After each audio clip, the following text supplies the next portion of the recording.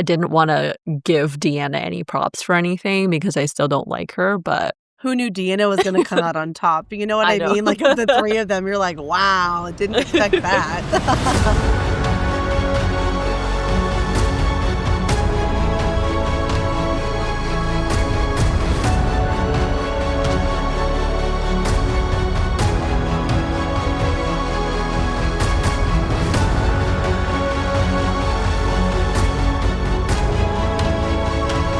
Hi, everyone. Welcome back to the Looked Up Fantasy Podcast. I'm Addison.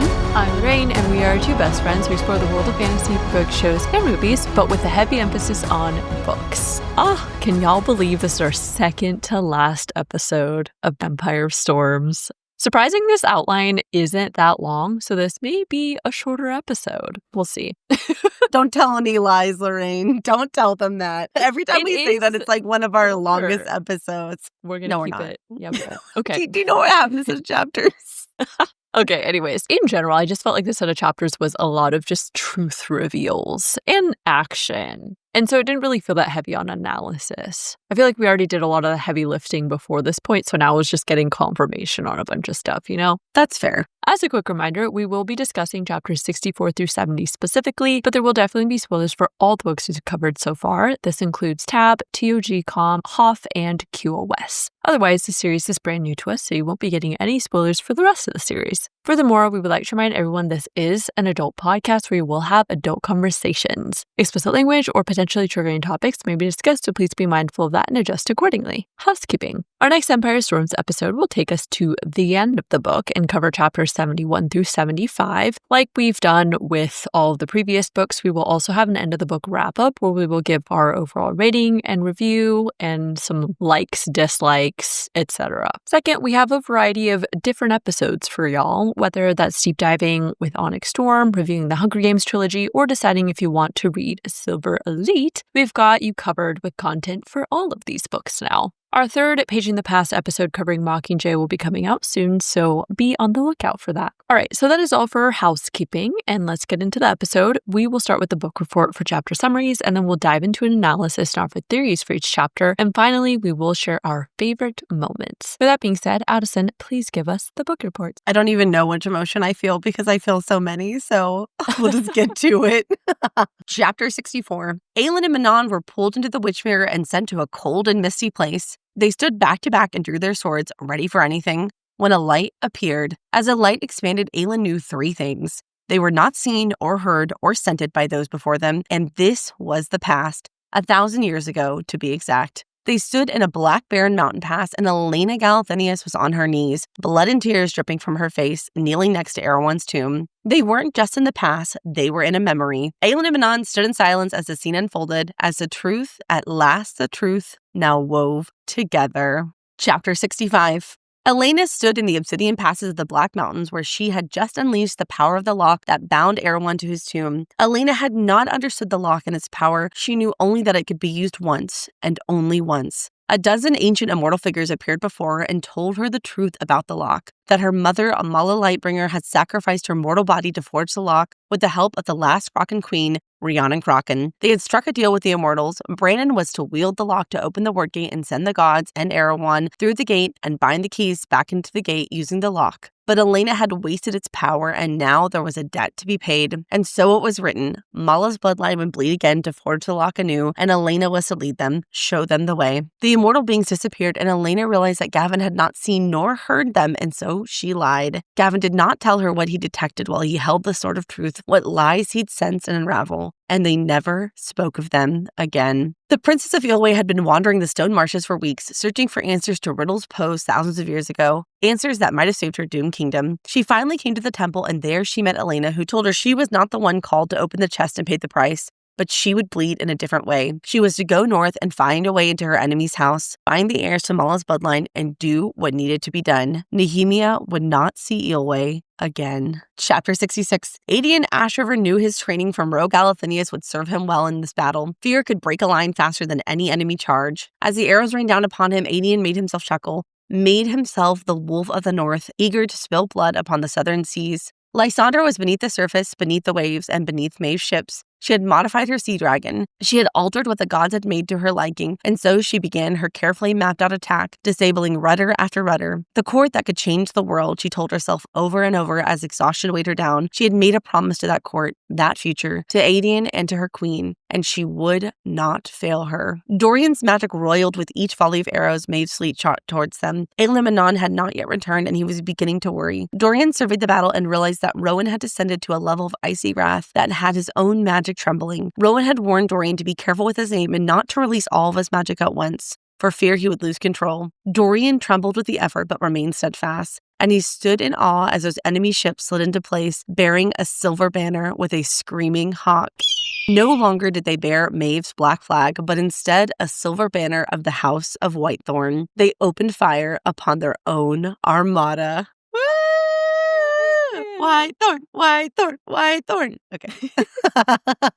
Chapter 67. Rowan had told Enda about Aelin, the woman he loved, his queen whose heart burned with wildfire. He told him about Erewhon and the word keys and of Maeve's desire for them. He had gone to each and every one of his cousins, and they had all answered the same: I will consider it. And every single one of his cousins had attacked. Rowan had not possessed an army of his own to give Aelin, so he had won an army for her. Through the only things Aelin had claimed were all she wanted from him: his heart, his loyalty, his friendship. Lorcan didn't believe it, could not believe what he was seeing, but he knew. He knew it without having it confirmed that the banners flying in those ships would be silver. Their chances of winning had gone from not a chance in hell to a fool's hope. Maeve's answer was swift as she called Gavriel and Fenris to her. Gavriel had only enough time to point to the shore where Lorcan had left a lead hours earlier. Lorcan's blood went cold. The soldiers weren't stupid enough to try and stop him as he seized a longboat and began rowing towards the shore. Alid couldn't see the battle from where she waited among the dunes, so she tried not to listen and she prayed to Aneth to give her friends guidance. Aneth stayed close, reminding Alid to see,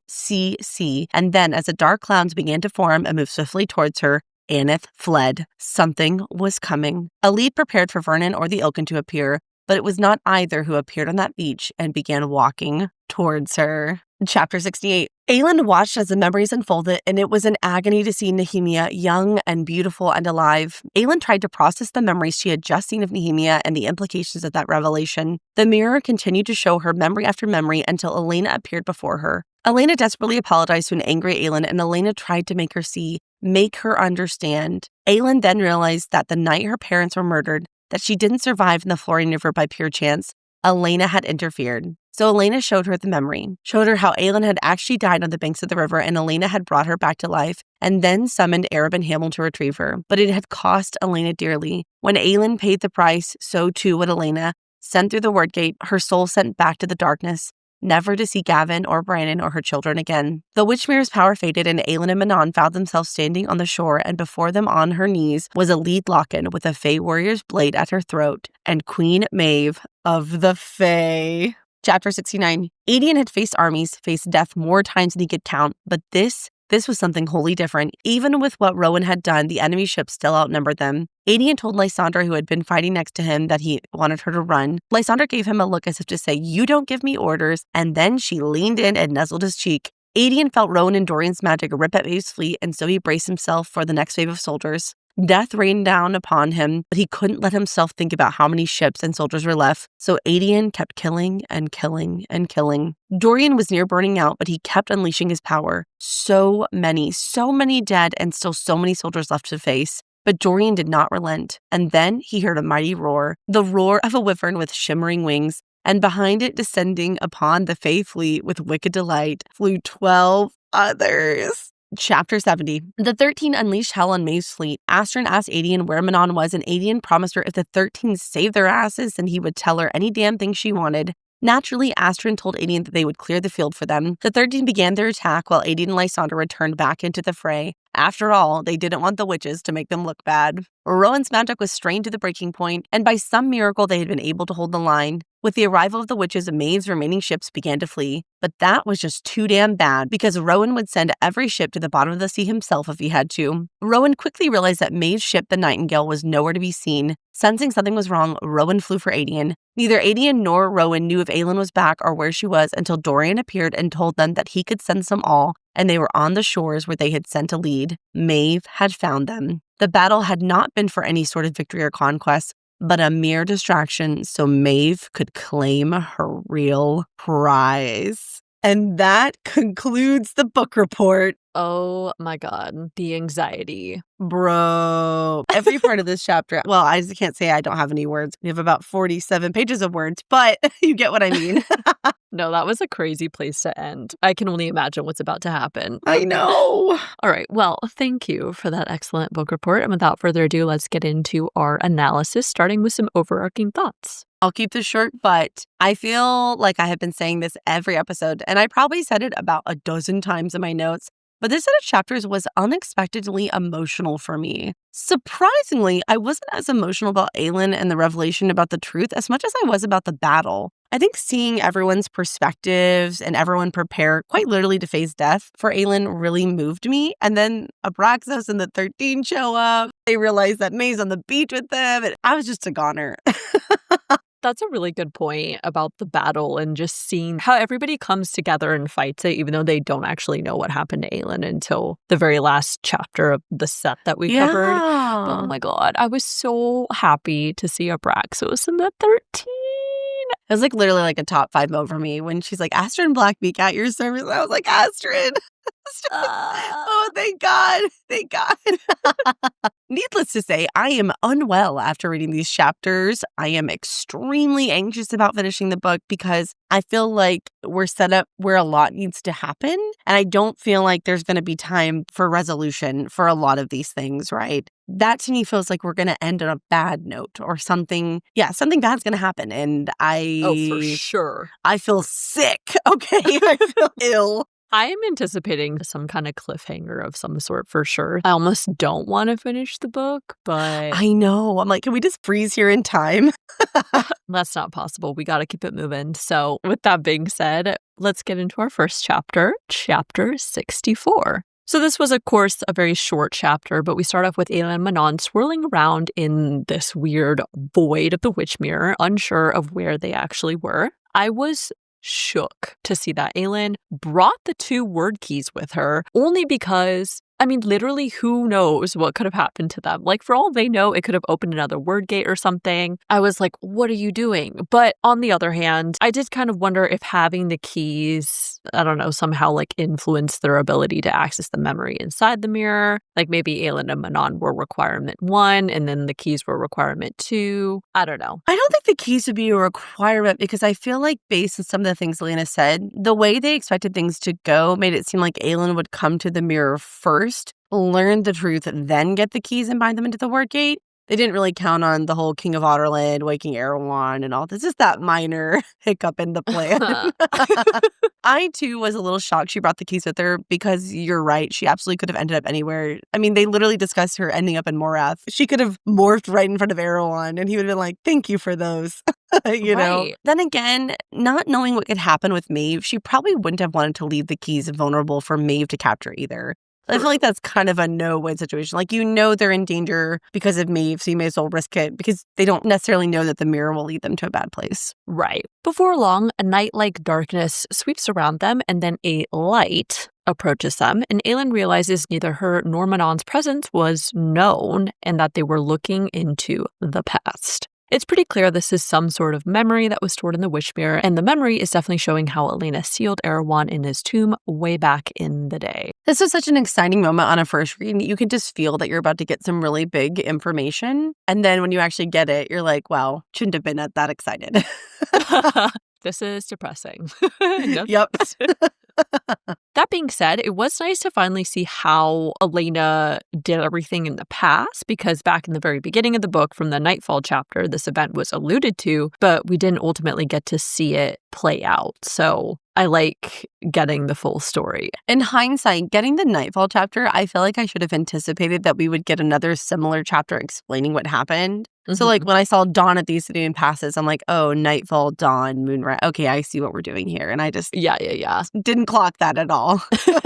Notably, Elena is kneeling in a black barren mountain pass, which indicates that she is in Morath's vicinity. She also twists the eye of Elena 3 times to seal a word-marked sarcophagus, and presumably this is where Erewhon was locked up until the King of Otterland and Duke Parrington released him centuries later. In addition, the word marks simmer with pale blue fire, and that stuck out because the eye of Elena has always glowed blue when it was warning Aelin or it was activating. Aelin's fire can take on a blue tint and color, and since blue has been associated with Elena's presence, I think I just sort of assumed that blue fire was directly connected to Elena, but upon searching for instances of blue fire and blue glows, the descriptions actually tend to show up with either Aelin's fire or in association with the use of word marks. And I have a few examples here. So in Queen of Shadows, there was a line that said, whatever spell the king had put on Aedine's chains burned like blue fire as she sliced open her forearm with her dagger and used her blood to draw the symbols she'd memorized on the chains. Also in TOG, there was a line that said, she touched the center of Celaena's forehead, heat flared, and a blue light flashed across Elena's face as Celaena's mark burned and then faded. And then another one from TOG, begone, Elena barked, forming a symbol with her fingers. A bright blue light burst from her hands. So that led me to wonder, is there a connection to blue because the word marks, or is it because the magic of the person wielding the word marks has blue fire? And I guess technically that can be traced back to Mala's fire, if that makes sense. I don't know if this is super clear. And maybe none of this really matters at all, but there are a lot of associations with blue, just in general within the series. You have the blue blood witches and the Iron Teeth witches having blue blood. Then you have Aelin's fire burning blue sometimes, the Eye of Elena glowing blue, use of word marks producing some kind of blue light. So I don't really know what it means, but it was just something interesting that I noted. Ooh, that is really excellent speculation. And that is some very top-notch detective work. Okay, so good job on finding all of those examples. I love when Detective Lori comes out. It's me. I want to just be like, well, yeah, obviously it's important. But honestly, I'm torn because I feel like it could be really significant or mean nothing at all. So for now, we'll just bookmark it. I think I'm going to lean towards your detective work is spot on and we're on to something. I hope so, but just have to keep reading to find out, I guess. Anyways, the most exciting thing, however, was that the Eye of Elena is actually the lock. Bow, bow, bow, bow. Manon tells Aelin, you've had the lock all along, and then Aelin realizes they'd been deliberately misled about what they needed to retrieve, aka they needed to find the witch mirror to access knowledge, which is what Dorian thought. And this is vital for the mission to wield the keys, the lock, and ultimately defeat Erewhon. While this is nice to get confirmation about, I'm still mad at Elena and Brandon for lying about that freaking lock. They could have saved them a lot of time or better prepared them for what to do if they'd known what they were actually looking for. Honestly, Deanna, with all her scheming and crypticness, was the one who was actually telling them the truth when she told Aelin, flame and iron together bound, merge into silver till a realm must be found. A mere step is all it shall take. I didn't want to give Deanna any props for anything because I still don't like her, but who knew Deanna was going to come out on top? You know what I mean? Like, of the three of them, you're like, wow, didn't expect that. But I totally agree. I am mad as hell at them for lying to her. I thought it through, and really the only justification I could come up with is that they were afraid if they told her it was a witch mirror that possessed some vital information, Aelin might decide that there was too much else going on, too many other things she needed to worry about, and would have ignored their call for her to retrieve the witch mirror, which now knowing what Aelin has to do, I mean, she had to have that information, right? But then when you think about it, that's also kind of dumb because they could have told her the Eye of Elena was the lock, but in order to learn how to use it, she'd have to get the mirror. And I feel like Aelin would have went anyway. So, I mean, True. I guess we're like splitting hairs on how they should have lied to her and manipulated her. So I guess in the end, it's all bad. But Right. Y'all should have just told her from the start, okay? None of this, do what needs to be done. You know, I know. Just tell her. I hate that. Agreed. All in all, I am glad we finally get some damn answers in this book. It has been long awaited. Oh, I know. When I read, as the truth at last, the truth now wove together, I was psyched. I was like, yeah. I'm like, it only took like 2,000 pages. And then about 10 seconds into learning the truth, I was like, furious, angry, sick. So be careful what you ask for, I guess. All right, so that ends chapter 64. Moving on to chapter 65. Buckle up, buttercups, because we just had our minds blown. The first scene in this chapter is called Dawn at the Obsidian Passes. We shift to Elena's POV just after she seals Erewhon in the sarcophagus. We learn that the lock had created the sarcophagus from the mountain itself, and Elena had used the entirety of her power to bind Erewhon within the stone. So this is not explicitly stated, but do you think the sarcophagus is made of wordstone? And I'm thinking it has to be, right? Because in QoS, it said the sarcophagus was made of iron and indestructible stone. And here, it's noted that the rock is black and that the sarcophagus is obsidian, which aligns with the descriptions of, the wordstone rings and collars Erewhon had created. I'm going to say yes, question mark. It made me think of the original word key riddle from Calm, and so I went back and read it and pulled this line. By the Volg, three were made of the gate, stone of the word, obsidian the gods forbade, and stone they greatly feared. So it seems to me like the descriptions of those two things match pretty well. So we also learn Elena had stolen the lock from Brandon, literally knowing nothing outside of the fact that it could only be wielded once. So stupid. Why wouldn't you try and do a little bit of research before using it? I am really going to try to keep my annoyance in check with Elena, but I'm pissed with her. But I've processed. I'm going to try to not be so angry. In fairness, I think me and you and literally probably the rest of the fandom are pissed with Elena. So I don't think we're alone. We're united in our rage. I, too, am going to make an effort not to repeat myself in this chapter, because I feel like I was just like, why? Why did she do this? I'm so angry. I'm so mad. But I do have a question. That is, why didn't Brandon just tell Elena what the fucking lock was for? I don't understand. The moment he knew that Elena had taken it and it was missing, why didn't he track her down and take it back and explain what it was or what its purpose was? Because she had it for months before she used it. I want to say it actually says she had it for like 5 months. I feel like Scar from The Lion King when he was like, I'm surrounded by idiots. And that's how I feel. Honestly, at this point, I feel like the whole Elena not asking questions, Brandon not telling Elena that he actually had the lock and that he was supposed to use it, Elena and all of her sketchiness with Aelin, I am just taking it all as a plot device to keep stuff a mystery. Because if they had just told Aelin up front and us as readers up front, you wouldn't have something to keep worrying about. So I feel like I just have to categorize this as you just had to breadcrumb it out, I guess. Yeah. So. Well, that's my favorite reading strategy. Just ignore it for the sake of the plot. Right. So notably, Gavin is also in the scene, and he's pretty bloodied and battered, having distracted Erewhon so Elena could use the lock. This is referencing what we've learned in the past about how Gavin used Amaris to see the truth and how they'd called Erewhon by his true name. I would still like to get that info because I'm curious about what it is. Like, what is Erewhon's name? I don't know. I just have questions about the Volg and the Volg Kings, obviously. So I agree. I feel like it's very intentional that we got nightfall and then skipped ahead to dawn.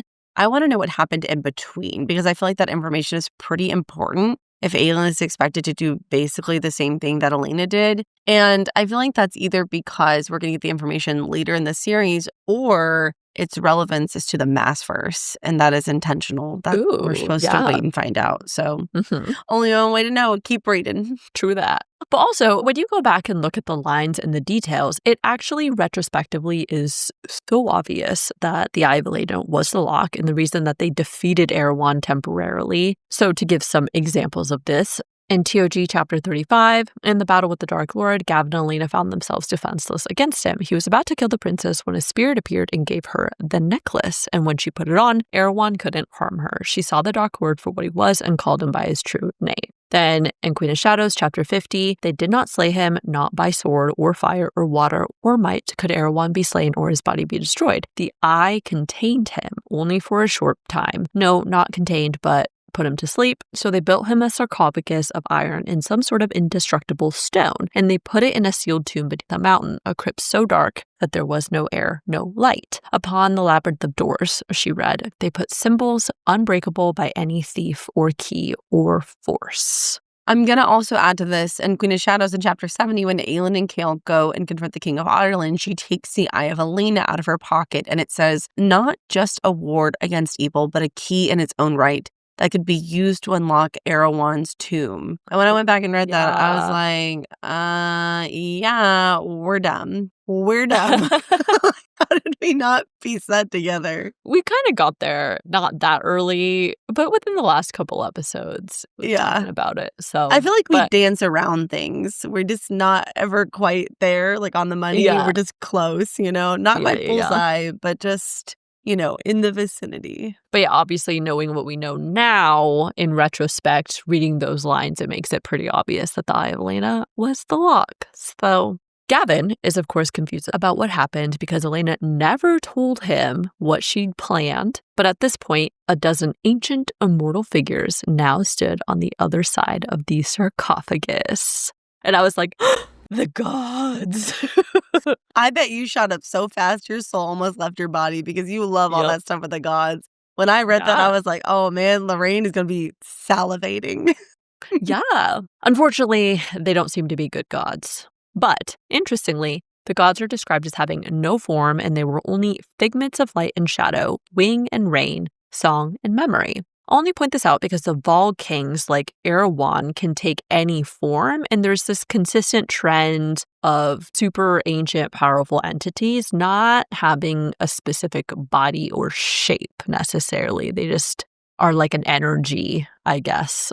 I also thought it was interesting that they were described as each individual and yet part of one majority, one consciousness. I have to sit with it a little more, but I feel like that description gives me enough pause to imply that these gods probably have mass first connections. I don't know, something about that just really stood out to me. We've talked about this before. I need to go back and reread ACOTAR and Crescent City and how is it all fitting together? But yes, I'm going to clock that for other SJM rereads. The gods begin chirping at Elena about her foolishness and lack of consideration for why Brannon had the lock. Apparently, it was supposed to be used by Brannon, who would wield it to seal the keys in the gate, then send the gods home, as well as Erewhon. And at this point, the one with a shifting voice said the lock was forged for us, promised to us, and you wasted it. So first of all, that definitely sounds like the origins of the queen who was promised. Second, it makes sense as to why it was originally supposed to be Brannon, since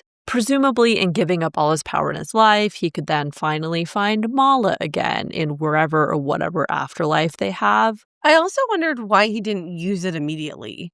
The moment he had the lock, why was he not like, okay, bye, Erewhon? I don't understand that. Because that feels like a pretty relevant question. I'm assuming we'll get some kind of explanation for that. But also, I feel like this part here seems to imply he was waiting for the right moment and or waiting for his power to, for lack of a better term, charge up. Like he was gathering his power, his strength, or something to that effect. So I am curious about that. I would like to know. I guess my best guess is that maybe he just didn't have all the keys.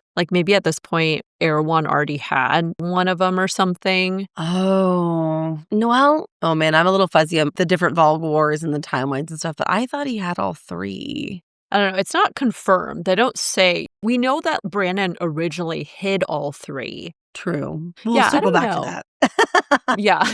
Anyways, so in addition, I was trying to piece together the different gods who speak in this scene. So in this first bit, I think we heard from either Deanna or the sea god, and then Themis. We know Deanna is Mala's sister and eternal rival, and so the god that said our sister's bloodline has betrayed us made me think that could have been her. Alternatively, maybe it was the sea god because the god who said this was described as of sea and sky and storms. I think Deanna is definitely there, and so is the sea god. We know the sea god exists because that's who gave Rolf his special hand tattoos. We just don't know their name. So as far as the one with the shifting voices, both animal and human, that sounds like Themis to me and symbolizes the shifting capabilities that Lysandra was gifted with. Elena is shocked to learn she'd fucked up real bad, but then the god of flame and light and ashes seem to pause in her wrath to remember. And she quickly realizes that this is her mother, Mala Firebringer. In recalling how Mala had given up her mortal body to forge the lock 10 years ago, we also learned that Rhiannon Kraken had been the one to help Mala contain her entire life force into the blue stone of the Eye of Elena, which was actually a witch mirror. I was ecstatic to learn this because I've been wondering how the Krakens have been involved, and now it makes total sense as to why Manon is so important and why it's critical for her to reintegrate with the Krakens. They've been key players in this from the very beginning. All the players in the unfinished game. Who knew that Cain, of all people, of all freaking people, would utter such an iconic and important line? Are you kidding me? For real.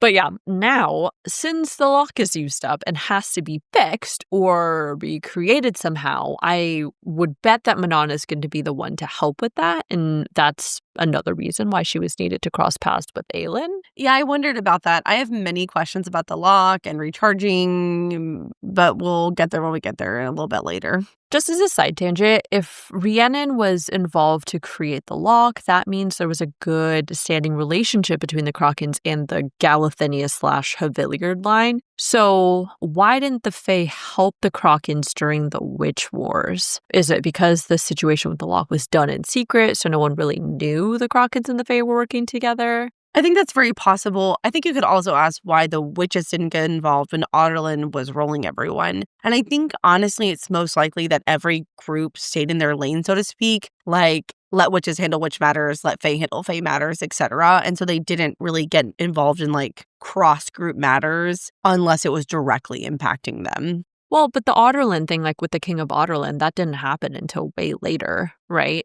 Correct. Yeah. But I mean, I think just in general, like in the history of the world, the Fae don't want to get involved in witch conflicts because there's only a risk that they make enemies. You know what I mean? Like, if the Fae had gotten involved with the Krakens lost, then they could have had a lifelong beef with the Iron Teeth witches. So they would have to have like a really deep-seated alliance and agreement to support each other. So I don't know. It's a good question. Yeah, I guess I'm just curious because they always said that the Krakens take after the Fae. And so True. I'm just wondering where they stopped. Well, maybe to answer like when they stopped being allies, it's when the Krakens were defeated by the Iron Teeth. I don't know. Another side tangent that probably you're not going to get answers to, so gotta keep it moving.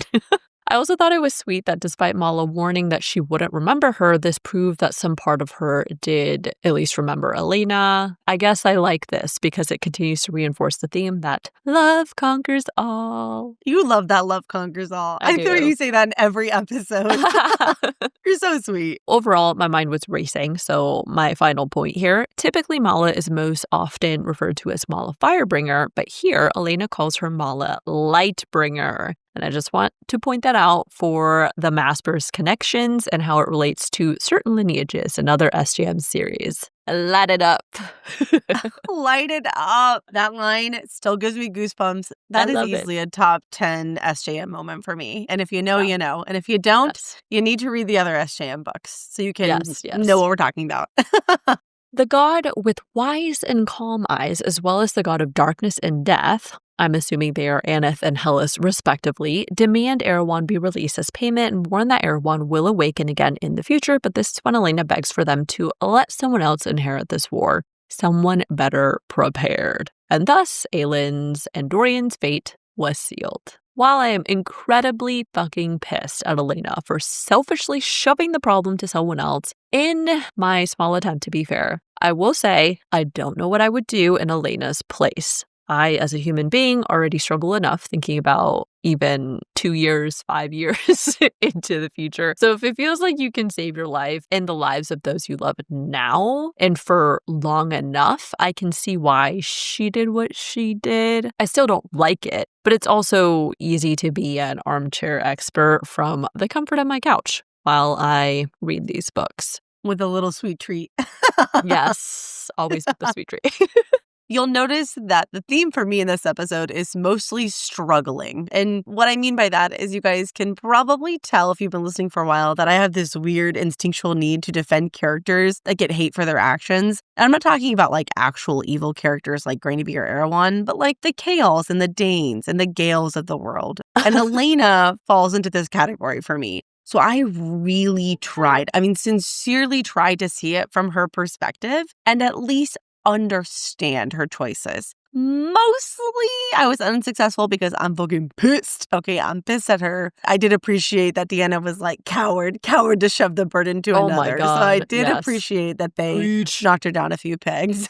I was like, yeah, you deserve that. My only defense of Elena at this moment is that, similarly to you, I understand the urge to save your people and yourself and your mate, right? If we were facing a life or death situation for all the people we loved and we had the power to stop it, even if it meant someone literally centuries later would have the same problem, a lot of us would probably do what Elena did. And I touch on this later too, but it's not like Elena did that knowingly or with malice. It wasn't like she knew the choice before she did it. If she had known what the lock's original purpose was for and did it anyway, then I'd be like, well, you're morally reprehensible. But it's sort of in this gray area where you're kind of like, okay, it's a difficult situation to navigate. Ultimately, the god with three faces agrees that the gods will wait, but there must be a price and a promise. The three-faced goddess specifies a chilling prophecy, and here was the quote: Mala's bloodline shall bleed again to forge the lock anew, and you will lead them, a lamb to slaughter to pay the price of this choice you made to waste its power here for this petty battle. You will show this future scion how to forge a new lock with Mala's gifts, how to then use it to wield the keys and send us home. Our original bargain still holds. We will take the Dark King with us, tear him apart in our own world where he will be but dust and memory. When we are gone, you will show the scion how to seal the gate behind us, the lock holding it intact eternally, by yielding every last drop of their life force, as your father was prepared to do when the time was right. Y'all, after all this time, we finally, in my opinion, know what Nameless is my price means. And it makes total sense that Baba Yellowlegs, as a witch who honors the three-faced goddess, was the one to first give Aelin this warning, because it's the three-faced goddess, in this scene too, that says this. Aelin is destined to be nameless because her life force will be needed to reforge the lock and close the word gate, yada yada. Basically, the bloodline will end with her, which of course is majorly depressing and very disheartening. I interpreted the nameless part a little differently, and in reality, I think it's likely a combination of both. I still think that what Maeve told Aelin about the blue word mark on her brow, which is the mark of Brandon's heir, aka the mark of the nameless, is true. So I think nameless is my price means that the price will be one of Mala's bloodline, one who is quote-unquote nameless. I don't know if that makes sense. I feel like that sounded convoluted when I said it out loud, but I think it's a little bit of a combination of both, I think. Yeah. I guess one of my questions here is, what does reforging the lock actually mean? Is it as simple as adding power back into it, or does an entirely new lock need to be crafted? Those are good questions. Also, it seems like the lock does still have some power at this point because it often glows, and it seems to have protected Aelin and both Chaol in the series so far. I'm assuming a new lock doesn't need to be crafted. Rather, they just need to recharge this one. But I'm not sure. I could go either way on that. I really, really hope that she will get one, by she I mean Aelin, will get one final crucible or some sort of gift from the gods and not actually die in the end, because I will not stand for it. Okay, we cannot go through all of this just for Aelin to actually die. If I read 5,000 pages and get to the end and Aelin's dead, I'm done. I may never read again. I will never read throw another Kingdom book. Ash in the trash. Ash in the trash. That's what I'm Ash doing. in the trash. Hell yeah. Elena agrees to this bargain. The gods disappear, and Gavin is still left confused, per usual, because he couldn't hear or see the gods at all. Notably, Gavin detects that Elena is lying and withholding information from him because he had touched Damaris while speaking to her, and it seems he did eventually find out the truth because this is what he confessed in the Sin Eater's temple back in Queen of Shadows. I also wonder if he just detected she was lying or if Damaris actually reveals the truth to him. That nuance is probably not super important because it seems like Gavin eventually put the pieces together, as you said, but still, I want to know. The way that I read it, I think it just told him that Elena was lying, but I don't think it necessarily indicated what she was lying about or what the truth of the situation actually was, but I don't know. We fast forward to another memory, and this scene is titled Moonrise at the Temple of Sandrian, the Stone Marshes. For the first time, like ever, we get Princess Nehemia's POV as she wanders the Stone Marshes looking for answers to save her doomed kingdom. Based on the information, this must have occurred approximately at the same time that Aelin first met with Dorian and Chaol to be recruited for the King's tournament in TOG. I found it notable that when she reaches the temple where that same wordmark chest that Aelin and the crew found, Nehemia finds the same chest and notes it was the light twin to the dark one beneath Morath. So how would Nehemia know what Erewhon's sarcophagus looked like? Had she gone there at some point while conducting her research? I wondered about that too, because based on this chapter, it seems like Nehemia did a lot of research and knew a lot about Erewhon and the word keys, and she knew there was a price to pay. Like, Nehemia really knew a lot, more than just, I suspect this. She had a lot of concrete facts. And so how exactly she knew all that and has access to all that information still remains very unclear to me. So when Elena appears in front of her, we learn that Nehemia had mistakenly followed all the clues from her historical research, studying of word marks, and solving Elena's riddles, thinking she was to be the one to pay the price and open the chest. But Elena clarifies that it was actually supposed to be someone from Mala's bloodline. Elena says in the north, 2 branches flow from Mala, one to the Haviliard house, where its prince with my mate's eyes possesses my raw magic and her brute power. The other branch flows through the Galathinius house, where it bred True, flame and ember and ashes. So in our ongoing discussion of Dorian and Aelin's magic, this provides further clarification. I think this line does distinguish a difference between the raw magic Dorian has from Aelin's fire magic. Both stem from Mala in the end, but I guess what Dorian and Elena have does not include the pure fire power that Aelin has. I agree. We've seen Dorian wield fire magic, but I would imagine it is nowhere near the concentration or intensity that Aelin can wield. My question now is, who has more power? It seems like based on this chapter, they are quote-unquote equals in the amount of power they possess. They differ only in how the power manifests. So I'm very interested to know more about that. I definitely felt like they're equals because that line from Elena just now definitely indicates that it could have been, or I think we talk about this later too, but it indicates that it could have been either of them, right? Mm-hmm. Elena also clarifies that this mirror in the chest is not the lock, but an object to store memories and know everything before deciding. This mirror was made by Elena, Brandon, and Rhiannon Crocken. Ultimately, she called Nehemia to the marshes and tasked her with going to Otterland to find Aelin and guide her and help her. Nehemia is also prepared for a price, which happens to be that she will not see Eelway again. Elena also tells her that she will recognize Aelin by her turquoise and gold eyes and the mark on her brow. And this officially clarifies what Nehemia saw on Aelin's forehead all the way back in chapter 23 of TOG when they'd seen Cain digging around on the ground in front of the clock tower. This is the first conversation that they had about word marks. But now one of my questions is, how was she able to see it when the mark seems to be invisible to most people? Well, Nehemia is special, obviously. I mean, how could you do all this other shit, But okay, I was actually really excited. I don't know if you guys remember this, but way back in TOG, I went on Brow Watch. Because remember how I pointed out that Nehemia was always staring at Celaena's brow? And I was like, what the fuck is up with that? That's so weird. Well, now we know why. And that feels very gratifying.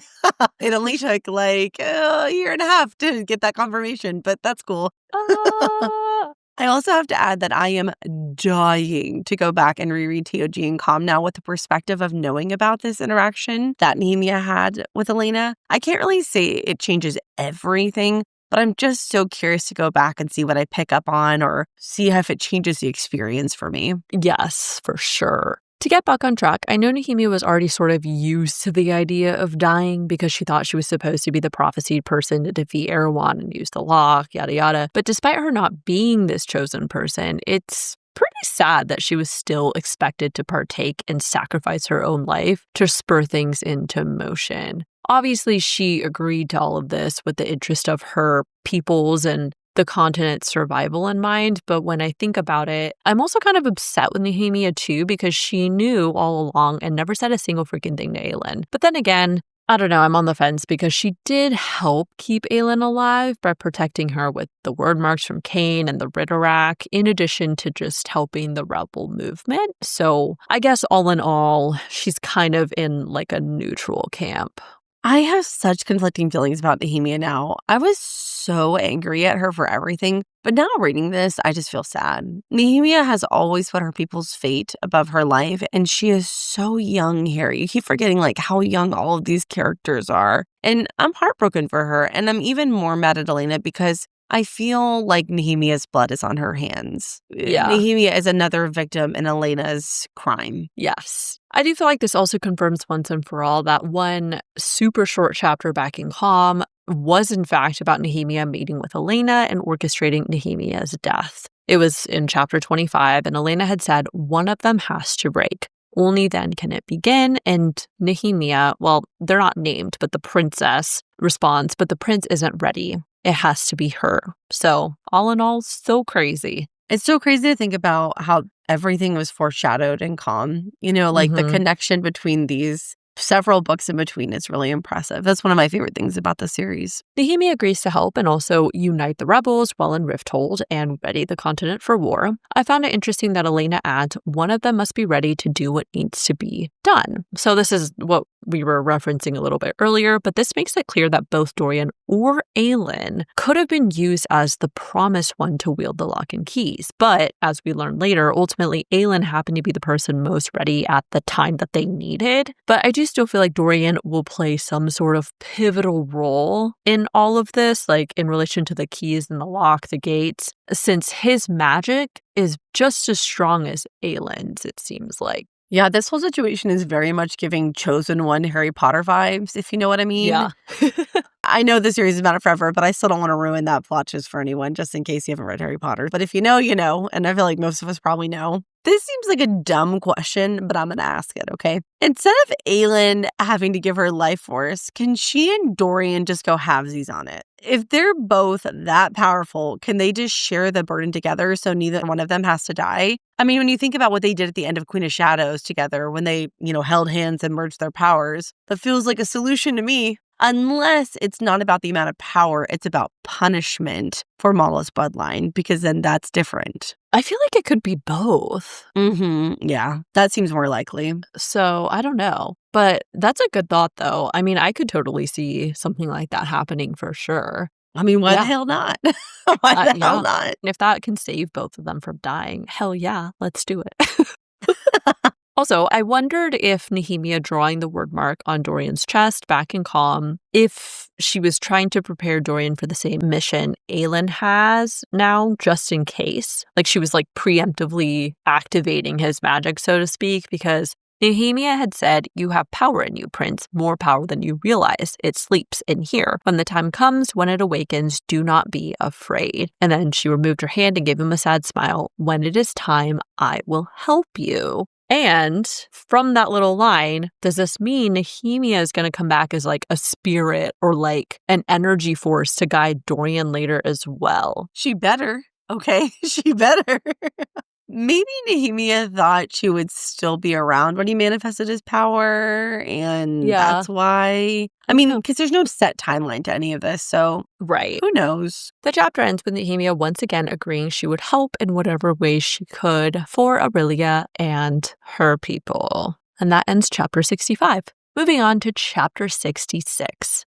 We start off with Aedian's perspective, and I found it notable that not only had he been trained from an early age to be ready for battle, but Ro, Galathinius, Ro had known even then that Aedian would serve Aelin, had gained that the immortal army now stretching away before him would one day come to see these shores, and they had wanted to ensure Aedian was ready when it did. Thinking about all that, it's kind of crazy that pretty much everyone around Aelin knew since she was young what kind of power she was gifted with and what that would mean for their future, and they were just preparing for said future from the very beginning. My gut instinct was to say it's kind of crazy that they all didn't do a better job of protecting her and trying to prevent all of this. But then I remembered they were all murdered when she was a child, so I guess I can't blame them too much. But it just seems like steps could have been taken even when she was a child. I don't know. Yeah. I feel like it's easy to say that now, but I'm not happy. Well, I still am wouldn't you guys have been better off training Aelin to use her fire instead of trying to get her to not use it because everyone was afraid of her? That's kind of one of my main things that I was maybe if you guys had started with her from the time she manifested it, she would have had a little bit of control under her belt and could have used it in more useful purposes instead of just being oh, she's too crazy, control her, don't use your fire. You know what I mean? Yeah. It did make me sad to think about the fact that Aedian was basically born to protect and serve Aelin and Terrasen. He has literally never had a choice, never had any autonomy in choosing his path. And honestly, it makes me dislike Evelyn and Ro a little bit. I don't necessarily want to call it abuse because that seems really extreme. I don't think I can think of the right word, but it feels icky. It sort of feels like what Elena did to Aelin, right? She used Aelin and Ro and Evelyn used Adian. I don't know. It feels bad. I don't like it. They prepare for the incoming hit from Maeve's armada, and I really admired Adian for his leadership in the midst of everything he and the other soldiers are facing. He thinks his duty wasn't to remind them of the blunt facts. His duty was to make them willing to die, to make this fight seem utterly necessary. Fear could break a line faster than any enemy charge. I can only imagine how difficult this must be to have to put on a brave face and convince people that it's basically a pleasure to fight and possibly die doing so. But this thought reminded me of his conversation with Lysandra in the last set of chapters when he told her the fear of loss, it can destroy you as much as the loss itself. Ultimately, they all need courage, and the moment you as a leader let any hesitations show, that can spread and quickly dissolve any morale. Adian knows this, and it's a heavy burden to have to be that leader, despite knowing you or the soldiers you're fighting with may not make it out. And in this situation, almost certainly will not make it out, right? Like the odds are so stacked against them. I mean, even you can tell in this set of chapters, Adian has accepted his death. Like he knows it's not if, but when. I think you're absolutely right. It just must be an incredible burden to bear to know that you're basically leading these men to their death. Yeah, I mean, you just look in their eyes and know they're about to die. And that's really hard. I suppose that's the cost of war. The feeling and the burden behind that is one of the unsung costs of war, right? You think about the actual cost in human life, but not the emotional burden that people have to bear. But if they don't fight, the world as they know it could cease to exist. And so really, they're fighting for what everyone is fighting for, which is a better world. That's also a heavy burden to bear. It's just very heavy. Right. So when the first onslaught of magic arrows hits them, I got chills when he calmed the soldiers, and then it said Adian made himself the wolf of the north, eager to spill blood upon the southern seas, as Ro had taught him, as Ro had prepared him, long before Terrasen fell to the shadow of Otterlin. This is like the ultimate fake it till you make it from a mindset perspective. I would be quaking in my boots. They've got immortal fae, magical arrows to fight against, and that would be terrifying for anyone, even with people who have like many years of war experience, especially when you consider that most of the soldiers they are commanding on Aelin's sides are just regular human men. Yeah, don't put me down for cardio. Okay, it's going to be a no for me. We changed to Lysandra's POV, who is currently beneath the waves, standing on business. I thought it was really cool that she spent the last several days modifying her sea dragon design to make it better suited for what she needed. Specifically, I thought it was super cool that she could basically create her own spider silk. I just feel like that is the most insanely useful thing because as we see, she integrates it into her scales and this resists arrows. And I never imagined that she'd be able to create fabrics and objects with her shifting ability as well. So that did kind of make me wonder if she will perhaps craft or shift into some other object or item in the future. Yes, I thought that was so clever of Lysandra. I don't feel like I've said this publicly in the podcast, so let me just commend Lysandra because she is fierce and funny and beautiful and smart as fuck. Don't sleep on Lysandra. She's wonderful. I know she has magic that allows her to shift, but it seems like there's a lot of trial and error, and I feel like you have to really understand how things are made in order to replicate it. So the fact that she was able to recreate one of the most rare substances in the world that people literally trade their life for is just crazy and so unbelievably useful. Ultimately, I just think it's really cool that she can take this form and that she, from there, systematically bashes enemy ships in to take them all down. But I especially loved when it said, the court that could change the world. She told herself over and over. She made a promise to that court, that future, to Adian and to her queen. She would not fail her. And if God's damned Maeve wanted to go head to head with them, Lysandra was going to make that bitch regret it. I was like, hell yeah, Lysandra. Honestly, you cannot buy this type of loyalty and support. I just have so much respect for Lysandra. She's so fearless, and I love her character. It was the Lysandra was going to make that bitch regret it that did it for me. I was like, I love her. Yeah. We next check in with Dorian, who continued to reflect on Aelin and Manon's lack of return, and the fury plus panic Adian and Rowan had displayed at Aelin's disappearance. Dorian thought Rowan had leashed his rage, but that was not the case. Instead, it said Rowan had already descended to a level of icy wrath that had Dorian's magic trembling. Rowan had already been deep within his reservoir of power when Aelin and Manon had left. He'd used the last hour, once Stadion had focused that fear and anger on the battle ahead, to plunge even deeper. It now flowed around them like the sea mere feet below. And obviously, Rowan is pissed. He's got hands that want to catch those soldiers. But from that perspective, in a way, maybe it's kind of good that they have this battle against Maeve as an outlet, because otherwise, I don't know what Rowan would be doing. I feel like he'd just be fretting and just worried, that Aelin may not come back. And so at least this kind of served as some sort of distraction, if that makes sense. I hear what you're saying, but I'm going to say no. Okay. Just being pissed with no Maeve probably would have been a lot better.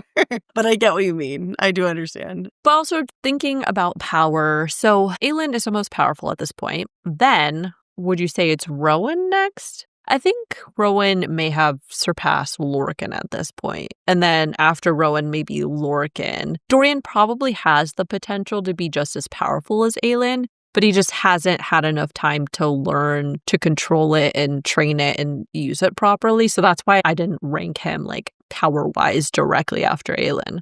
This is a really fun question. I like this. So if we're talking about just magic to magic, okay, not a physical ability, I'm going to say it goes Aelin, Dorian, Rowan, then Lorcan. But, okay, big but, Rowan and Lorcan have centuries, literal centuries of practice and training. So I think they could probably pretty easily take Dorian purely from the perspective of training. When you think of it that way, I'm going to go Aelin, Rowan, Lorcan, then Dorian. But it also depends on what they're fighting for. Okay, if Rowan's fighting for Aelin, everybody gonna die. But if Lorcan's fighting for a lead, everybody gonna die. So fair, yeah. It depends on what their motivation is, If Dorian's fighting for Manon, everybody gonna die. Everyone's gonna, yeah. Yeah. Anyways, it made me really sad on a first read when Dorian thinks about how Aedion had told them they only needed to survive until Aelin comes back, and then Dorian thinks when, not if. But when Aelin found their bodies, or whatever was left of them, she might very well end the world for rage.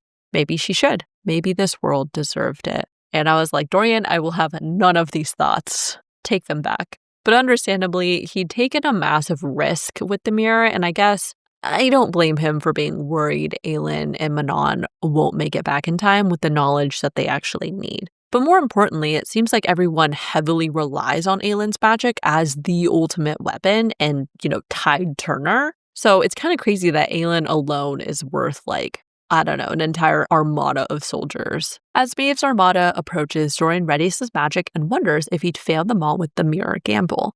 At this point on first read, I was definitely getting worried. But then Rowan Whitethorn also stands on business.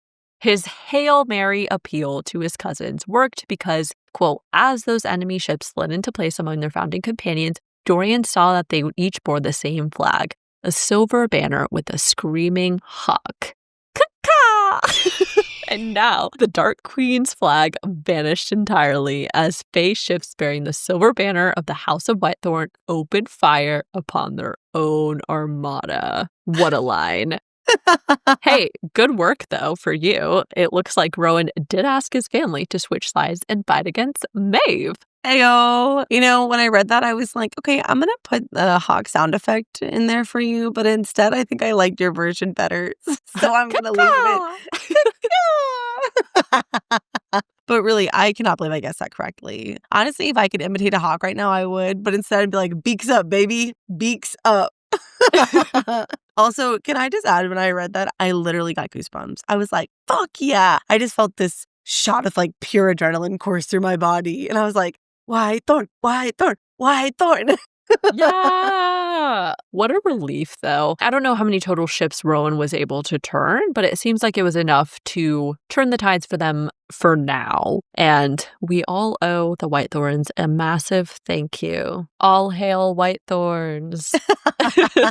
I could be misremembering, but I'm pretty sure they say it's about a third of Maeve ships that are from the Whitethorn house, I think. So don't quote me on that. This moment is so huge, not just for the battle, but you have to remember, If they lose, Maeve will definitely punish them. And so they're taking a really, really big risk. They made a decision, okay? They made a huge life-altering decision that they cannot go back from. And so it's the sacrifice that they made is, oh my God. I love everybody. I love everybody except for Maeve.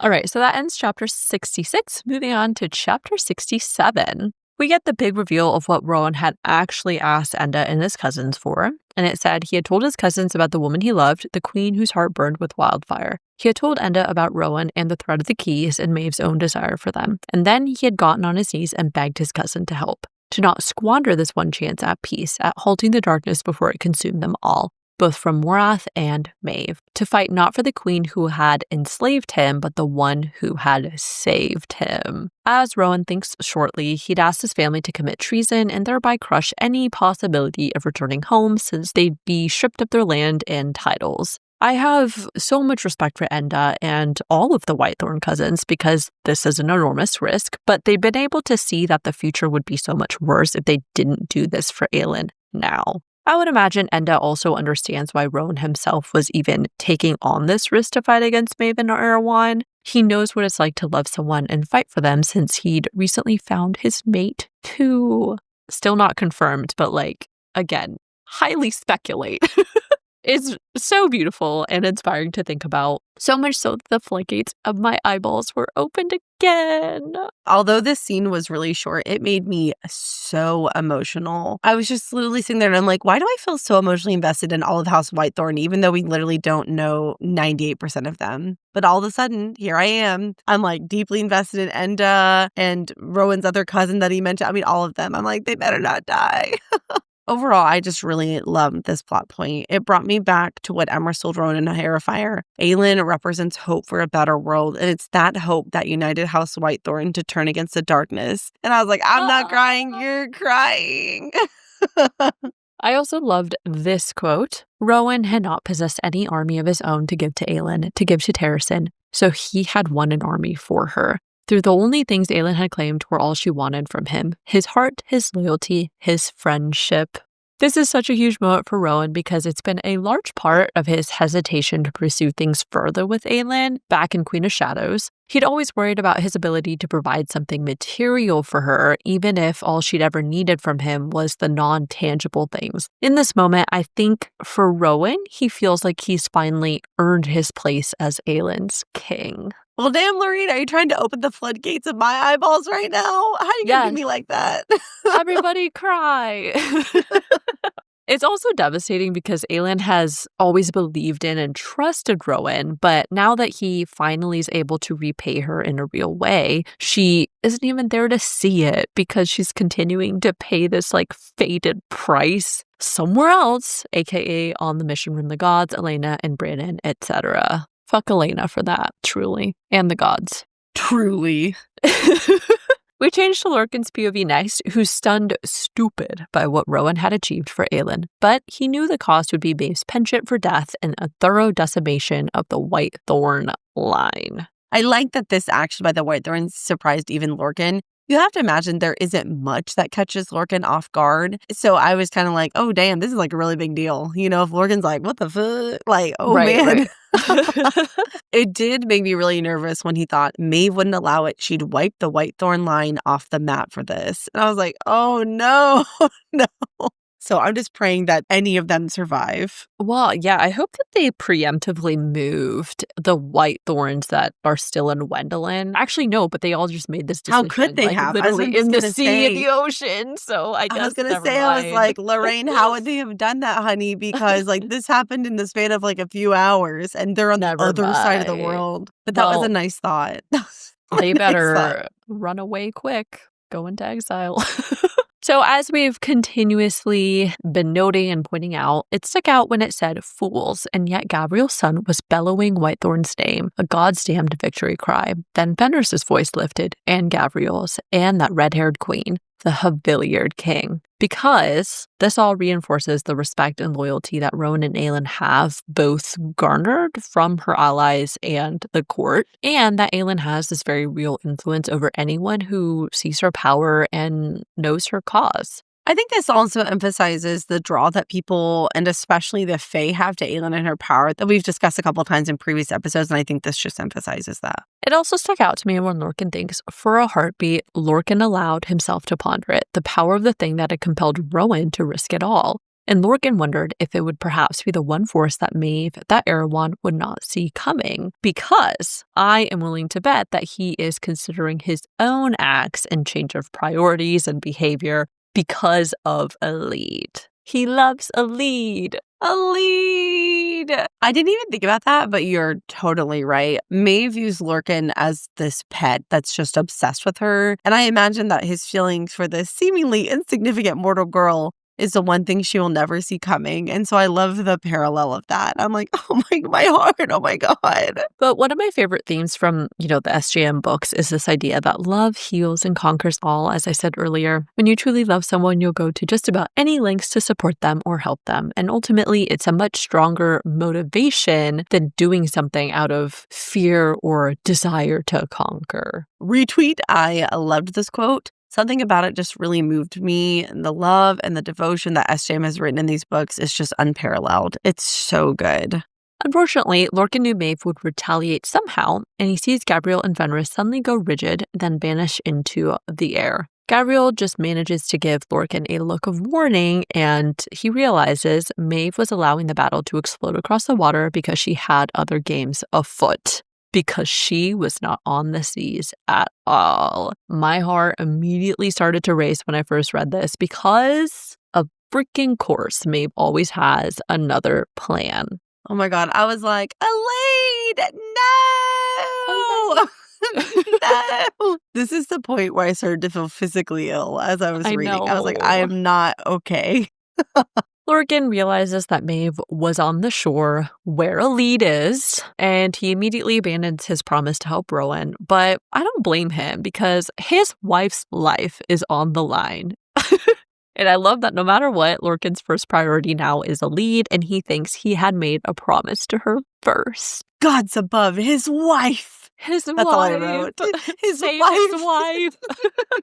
We, of course, next check in with a lead who'd been watching the battle from the sand dunes on the shore. Interestingly, Aneth was sticking close and urging a lead to sea, which is never a good sign because it means trouble is on the way. Suddenly, the clouds began to gather and a lead knew something was coming, and she could tell that the approaching storm was not of natural origin. A lead at this time believes that it's either Vernon and the Ilkin coming back to finish what they started, but of course, it's frickin' Maeve. We know it's Maeve because of Lorcan's thoughts, but a lead believes this dark energy is from something related to Morath, aka the Ilkin and the Valg. And I feel like the fact that a lead believes it's related to Morath just further adds to the idea that Maeve is Valg. That is such a good call out. I didn't even think about that. And I both love and hate that. Same. I also want to point out that once again, another god is described as literally running away. It said, then Aneth vanished entirely, no, fled. And we talked about this with Lorcan and Hellas, how Hellas would recoil when Lorcan was near the word keys. And so I just kind of find the continued descriptions of how the gods recoil at, the Valg and the word keys and the word stone and all of that. And so it's just noting it. I don't know. It stood out to me. They have no balls because they're out here demanding that Aelin sacrifice her life, push Erewhon through, and they're like, we'll take Erewhon back to our homeworld. But every freaking time the Valg or whatever show up, they're like, bye, and they run away. How are you going to go nab Erewhon and pull him through the gate when you run away from him every single time? That's so true. Well, remember the riddle, the gods, they feared the words, the stone of the word or whatever. They forbade the word stone. And I'm like, why do you hate it so much? Yeah. Huh. I got questions. We got lots of questions. All right. So that ends at chapter 67. Moving on to chapter 68. We're flying through, guys. We're speedy today. You jinxed us. Damn it, Lorraine. We're done. We're cooked now. Nah. We switch back to Aelin and Manon, where Elena's confessional continues. And this time, Aelin receives confirmation of what we have already discussed. And this was that Elena had asked Nehemia to orchestrate her own death so that she'd descend so far into an abyss of rage and despair that she wouldn't be able to get out. not as Selena. This would be a very super powerful, quote, except for the fact that Elena basically needed Aelin to embrace her true name just for her to lose it all again because of Nameless as my price. Don't get me wrong, I'm glad Aelin was finally able to embrace her past and move forward with becoming queen, but I also obviously don't want her to die. Reading this back, I still have conflicting feelings about Nehemia and what she did. All of it, just Elena, Nehemia, everybody, it just was so calculating and manipulative, and that's what I can't get over. But at least on Nehemia's part, she did it for her people and really the entire world. But then again, so did Elena. She did it for her people, not for the world, but for her people. So I'm like, I don't know. I feel like this really is like a case-by-case basis. I really need to know all the details, all the nuance before I can decide whether I hate you or not. Yeah. I appreciated that as Aelin works through the reality that Elena had damned both her and Dorian, Manon steps close to her in solidarity. We've discussed how Aelin and Manon are mirrors in many ways, so I would imagine she understands the journey Aelin has been on and knows what it's like to have her own family betray her. That's a really good point. Manon has very recently been through a huge revelation about her past that it quite literally affects her entire existence and future. And now Aelin is going through literally the same thing. And so I feel like if anyone understands, it would be Manon. The memory in the mirror changes, and Aelin next sees several different memories to piece together the whole story finally. So first, we see Brandon and Elena arguing in the Palace of Orinth, presumably over the lock that she'd misused and how she'd damned 2 bloodlines for sacrifice later on. Next, we see Rhiannon Kraken explaining how to use the witch mirror to Elena and Brandon. Notably, Manon looks exactly like Rhiannon, and there was a line that said, "The last Kraken queens of 2 separate eras." After this, we see Brandon crying when Elena finally dies, having yielded her immortality to live out her life with Gavin. We also see how Brandon crafted the Amulet of Orinth to hide a word key in it, then left the message, "Nameless is my price," written in word marks for his future heir. I know Brandon tried to give Aelin some warning and context with the message on the amulet, but to be honest, that was unbelievably insufficient. I'm not quite as peeved with him as I am with Elena, but why was that the only bit of info you could offer? As I said earlier, this whole situation is just ignore it for the sake of the plot because you just can't think about it too hard or it really gets on your nerves. You can say that again. Okay. I do think that neither Elena or Brandon could come right out with it because it ran the risk of Aelin just flat out rejecting her destiny. Right. It's very manipulative, but they waited until she was invested enough and too deep to turn back. And so, not justifying, I'm just saying I think that's probably why they waited. In addition, Brandon had built and left all the clues in Elena's tomb, made Mort with metal gifted from Rhiannon Kraken, and then hid the second word key in Elena's crown. I also thought it was interesting that it's described how he set Damaris in its stand for the mortal king he had hated and had barely tolerated. I want to know why Brandon hates Gavin so much. It's implied in this chapter it's because he married his daughter and quote-unquote took her away. But that also seems relatively petty given their immortal lifespans and just, I don't know. I'm like, that's it? That's the only reason? I don't know. Yeah. So I'm curious about what the deal is between the two of them. Honestly, it's probably not relevant to the overall story, but... Yeah. Or maybe it's because of Gavin, Elena yielded her immortality and thus she died sooner. You know what I mean? And he's because of you, she couldn't live forever. I don't know. Fair enough. Last but not least, Brandon hides the third and final word key in Mala's temple, where only those with his gifts, her gifts, could get there. Even the priestesses could not reach the island in the heart of the Molten River. Only his heir would be able to do that, or whoever held another key, before walking into the Molten River, into the burning heart of his beloved. I know we've talked extensively already, but this confirms for sure Erewhon did have 2 keys, and then he lost the one he put in Lady Kaltain, so now he still has 1. I agree. Considering the description we got in Heir of Fire about one of the towers that the King of Otterland built near Knoll, which is described as being near a volcano, it seems likely he used the word key he got from Elena's tomb to access the one Brandon hid there. I do have to give Brandon some credit here. Aelin is shedding tears for Brandon, and she thinks, but Aelin shed them for Brandon, who knew what Elena had promised the gods and had raged against it, the passing of this burden on one of his descendants. Brandon had done what he could for her to soften the blow of that promise, if he could not change its course wholly, to give Aelin a fighting chance. And I can only imagine what this was like for Brandon. He had to be so angry at Elena and devastated to know what future lied in store for his heir. and he was utterly powerless to change it. That makes me so sad. Actually, mostly Brandon's off my shit list. I'm not really that mad at him. I'm mostly mad at Elena. Yeah, ultimately, I think too, it sucks because Brandon was ready to die. Brandon was like, you know what? I've lived a good life. I'm going to go see Mala now when I die. Like, I'm ready to do this. And so you replaced someone who was willing to do it with somebody who had no freaking idea that she was being booby trapped from the beginning of her life. And you have to remember, from Brandon's perspective, he's probably especially angry because Mala gave up her mortal body to forge that lock, right? Yeah. Brandon literally had to give up his mate, the love of his life, and she wouldn't remember him. And then Elena was like, meh, meh, meh, I'm gonna take it and use it and waste the sacrifice. And so I bet Brandon was just fucking raging. Oh man, I'm raging thinking about it. Exactly.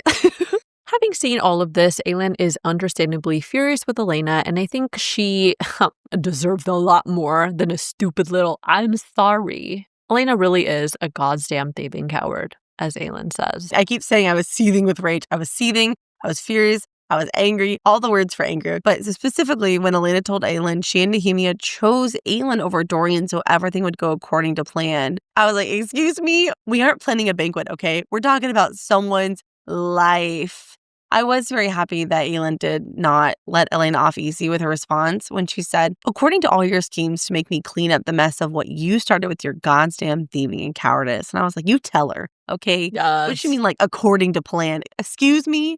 Elena started off this conversation badly for me. As we got further into it and like what Elena sacrificed and all that, I did soften a bit. But in this moment, I was like, obligatory fuck you. Am I right? Oh, yeah. I will say, however, this was nice, Lori, I guess.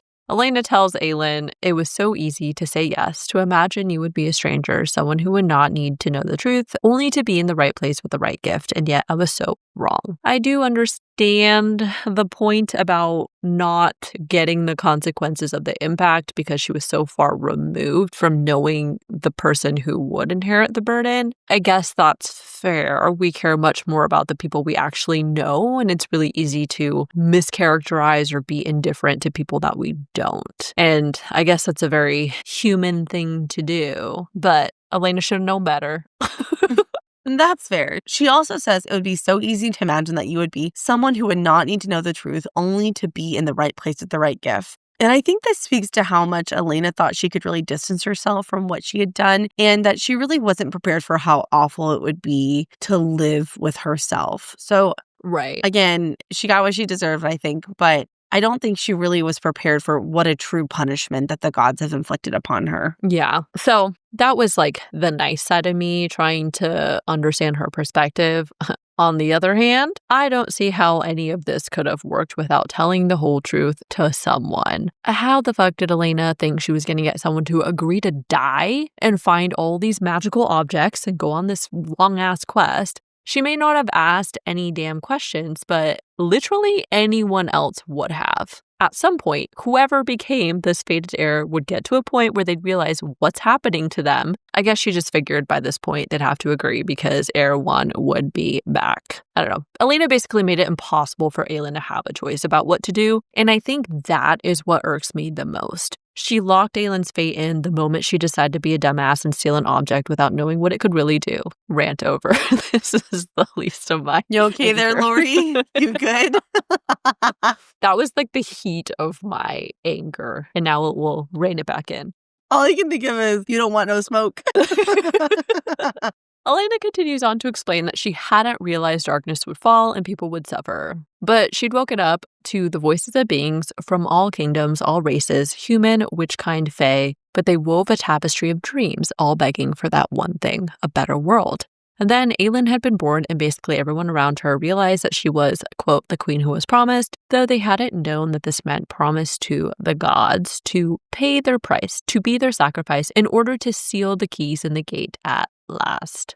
I did key in on the tapestry of dreams part because that immediately made me think of the Void Tapestry, another SJM series, and of course the importance of a place of dreams. If you know, you know. What? What could you be referencing, Lorraine?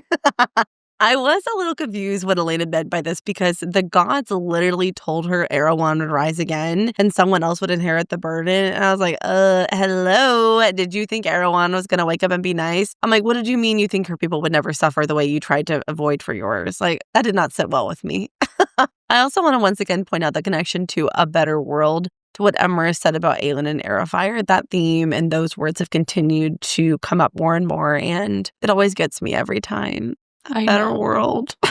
When's Emrys going to come back? Emrys and Luca, they're going to make their way over from I know. Wendelin. I've been waiting for them. I miss them. Yes. Yeah, Luca and his snacks. Interestingly, we also get a huge reveal that Elena had actually been the one to save Aelin the night her parents were killed when she'd fallen into the Florine River. This part definitely made me cry because in getting this recounting of everything, I also felt like I was mourning Aelin's childhood, her home, and then her life. You know, like I was really grieving over the lack of those things for Aelin. Oh, I mean, I guess I know, but hearing you say that makes it even sadder. I know. Damn it. Okay, well, I feel like somehow hearing this story from Elena's perspective and thinking about just how young and small Aelin was and how hard she fought, man, it messed me up. It messed me up good. Elena states that the gods had wanted her to take Aelin right then while the enemy was distracted and help her find the other two keys and then force Aelin to forge and block anew and do everything else to end it all right then. Since Aelin basically would have died either way from the freezing river or from using her power for the lock, the gods allowed Elena to save Aelin. And this part kind of was confusing to me because how would Elena have had time to do all of this? Exactly how would she have helped Aelin? Like, wasn't she literally like a ghost at this point? Like a spirit, I guess. And how long would it have taken to reforge a lock? I guess they just assumed they could end it all right then because Erewhon and the other two keys were already right there in Terrasen, right? No, Erewhon wouldn't have been in Terrasen. He still... Wouldn't he have been, though? Because that's how Terrasen fell. Like that very night. But Adolin's forces rolled in there. We don't know where Erewhon was. We don't know where Duke Parrington was. I mean, I just kind of assumed that he would be with the King of Adoline. I don't necessarily think so. I don't know. I feel like I agree with you. It's kind of odd. Like, how is this going to work? I mean, I guess Elena just would have went back to her spirit form and just been running around with Aelin trying to get the keys and everything. That honestly seems kind of implausible to me because even though Aelin was extremely powerful as a child, she was still a child and her magic was almost entirely untrained. So I feel like that would have been too dangerous. I don't know. The whole thing is a little bizarre. I don't understand what the original plan was. Like, Elena keeps saying, I never thought this would happen. I never thought it'd get this far. I thought it would be like this. And I'm like, girl, how did you think this was going to go? I don't know. It's weird. Yeah, this is another part that I think I'm just going to have to ignore for now. Fair enough. Anyways, rather than follow through right then, Elena had hesitated, but she hadn't counted on the freezing cold of the water killing Aelin.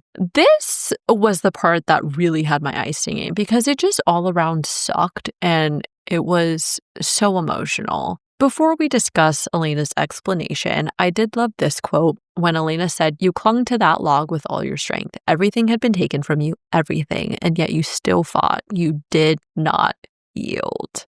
Aelin has and always will be a fighter, and this made me think about how Nehemia told her in Crown of Midnight, "Do not let that light go out." And then later on in Heir of Fire, just before she defeats Narok, it said she would not let that light go out. She would fill the world with it, with her light, her gift. She would light up the darkness so brightly that all who were lost or wounded or broken would find their way to it, a beacon for those who still dwelled in that abyss. It would not take a monster to destroy a monster, but light to drive out the darkness.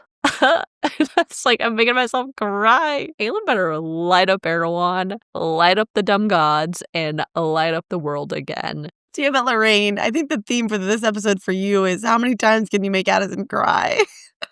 Every time. Man, why are you trying to mess me up emotionally? Okay, so I have to function after this. So Elena says, right there, you died. You had fought so hard and I failed you. And in that moment, I didn't care that I again failed the gods or my promise to make it right or any of it. All I could think was how unfair it was. You had not even lived. You had not even been given a chance. And all those people who had wished and waited for a better world, you would not be there to give it to them. I could not allow it. I could not endure it. Not for the gods' sake, but for your own. And then I defied them. On a first read, I didn't buy any of Elena's explanation and her "you had not even lived" BS, because all I could think about was that ultimately she just subjected Aelin to further pain and horrible things, because the person she then summoned to get Aelin was Arobin Buckinghamel. It's great that she wanted Aelin to experience life and get a chance to live a little, but I don't know, in a way I feel like that's kind of its own torture, because in the end, she is fated to die anyway. So while that is part of Elena's explanation, I just ultimately feel like she was trying to soothe her own conscience and ensure Aelin would be alive to fulfill what she fucked up and failed to do so long ago. You know what I mean? I feel like this is a philosophy question, right? Do you believe it's better to have loved and lost than to never have loved at all? Would it have been better for Aelin to never have experienced the love of Rowan and Aedion and Lysandra and all of the things that happened, or to have it knowing she's going to lose it? I don't know. I feel like that's a difficult question. I will be honest and say on a second read, I did soften a bit to Elena for what she did for Aelin. She did it knowing what the consequence would be, and she did pay, or rather, she is going to pay a steep price. I'm not going to discredit that. I know it's all her fault to start with, but it's not like Elena used the lock knowing its true purpose or did it with malice. She made a terrible mistake to save her people, and I'm still mad at her, but I admit I was shedding tears for her too, because the thought of, knowing you're never going to see your mate or your father or your children, that's devastating. I mean, in this chapter that says the gods warned her what would happen if she did this, and she did it anyway. And so Right. Elena still sucks. This did soften me a bit to her. Yeah, I would say like 1%. Anyways, Lori. Elena knew what Aelin would endure being raised by Arobin, but she'd hoped perhaps you could give those people who had wished and dreamed of a better world, at least give them a chance. Help them before the debt was called in again. I was, I guess, still very angry. So I wrote, Elena can live in void purgatory for the rest of her soul's existence, for all I care. But, as you said, the only small consolation is that Elena already knew she would be condemned, and she still chose to save Aelin anyway. Ultimately, my heart goes out to Aelin so much. It takes so much courage, self-sacrifice, and compassion to be willing to take this on and know that you will literally, die to save the world. So I just want to put Aelin in my pocket and just, protect her. Keep her safe. Yeah. Pocket Aelin. Yeah. Aelin acknowledges she had known for a while now that she would be the cost, but she asked Elena to come with her and help end it once and for all, which she agrees to. Yet another part that made me emotional and upset, thinking about Aelin having to bear this burden all alone in the end. And I'm like, how is she going to tell Rowan? How is she going to tell anyone? I hate this. How is she going to say goodbye? Oh, man. Woo.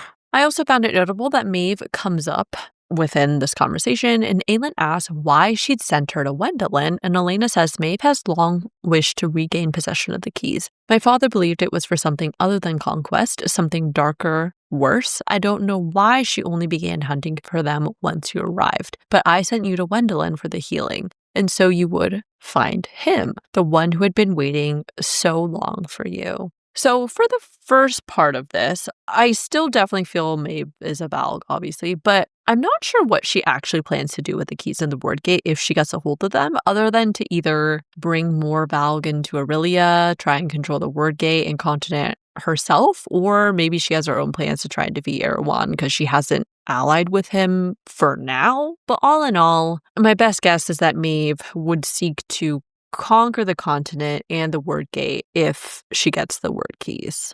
I totally agree. She has to be Valg. She just has to be. My question now is, what darker purpose is there than conquering and destroying? What could Maeve want to do that's even worse than what Erewhon is trying to do? That's the part that I'm like, I also want to bring attention to when Elena tells Aelin she does not know why Maeve waited so long to hunt the keys, and that's a big outstanding question for me. Maeve has had literal centuries to track down the keys without Erewhon's interference. So why now? Why wait till Aelin's here? I got a lot of questions about that. Yeah. As for the second part, this was a sweet sentiment to know Elena had influenced Aelin and Rowan finding each other. I'd originally figured it had been Mala, but since it was Elena, it adds her back some favorability in the court of Lori. So she is now at 2%. I did like when Elena said he was a voice of the void, a secret silent dreamer, and so were his companions. But the Fae Prince, he was, and then she gets cut off when Aelin says, I know. So it's so nice to know that pretty much all the cadre truly deep down want a better world and they want to fight for the good. I also definitely feel like they were about to confirm that Rowan and Aelin are mates. I'm still waiting on that text confirmation. Oh, it's almost not even worth commenting on at this point because they definitely are. There's been like 15 one-liners like that where they're like, he is, I know what he is. And you're like, oh, gee, I wonder what that could be, you know? I'm still confused about the Lyria thing, but I agree. They're definitely mates.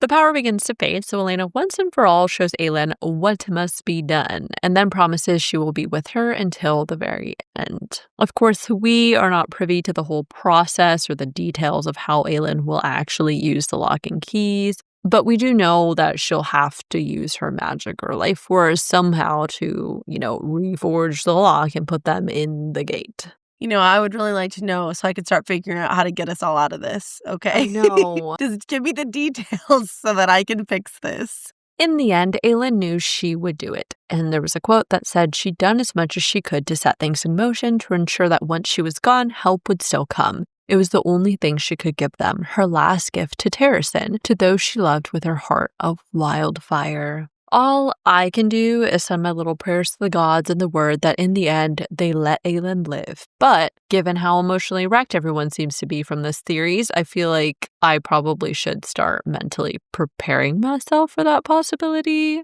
In addition, this quote makes it sound like Aelin has other plans in motion that have yet to be revealed in terms of the help that would still come part. So I'm curious about what that turns out to be. I'm sure part of this is likely in relation to whatever Chaol's doing, but I wonder who else she has called for aid and just what other plans she's put in place. Oh, I'm sure she mailed out some letters that I didn't even notice. And as usual, I will be completely shocked when someone shows up with an army. And I'll be like, oh yeah, she did send that letter, didn't she?